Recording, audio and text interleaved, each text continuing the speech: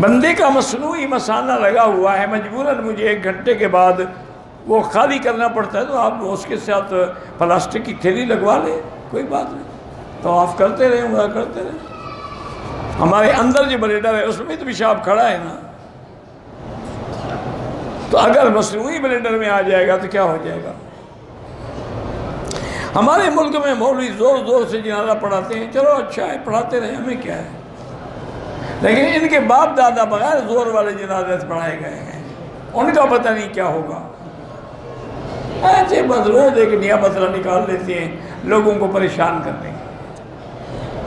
والدین کی وجہ سے بیوی کو اس کے والدین کے گھر جانے سے منع کیا جائے، بالکل نہ جائے، اس کے والدین ہیں، اگر آپ کو کوئی ایسا ڈر ہے تو ساتھ چلے جایا کریں۔ چند آدمی اکٹھے کمیٹی بنا لیتے ہیں، پیسے جمع کر لیتے ہیں کہ بھی اگر خدا نہ کرے کوئی حادثہ ہو جائے تو اس پہ خرچ کریں گے، ٹھیک ہے، اچھی بات ہے۔ جنازہ بچے مرد یا عورت کا ہو تو دعا وہی ایک ہی ہے، صغیرنا و کبیرنا ذکرنا و انثانا۔ والدین بیٹے کو عالم دیکھنا چاہتے ہیں، بیٹا کالج کی تعلیم حاصل کرنا چاہتے، وہ کالج کی بھی کرتا رہے، ساتھ دین کی بھی کرتا رہے۔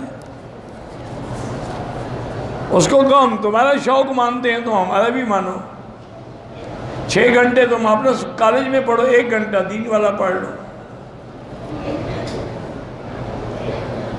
بستی والے کمیٹی بنا کے رقم کر کے کلخانی کر دے، کلخانی بدعت ہے، رقم اکٹھی کرنے کا کیا مانا، وہ تو ناجائز ہے۔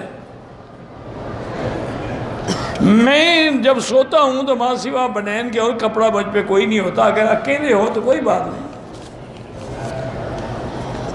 لیکن ایسی عادت نہ بناؤ، کپڑے پہن کے سویا کرو۔ اس قسم کی حالت میں سونا جو ہے یہ شیطان کی عادت ہے۔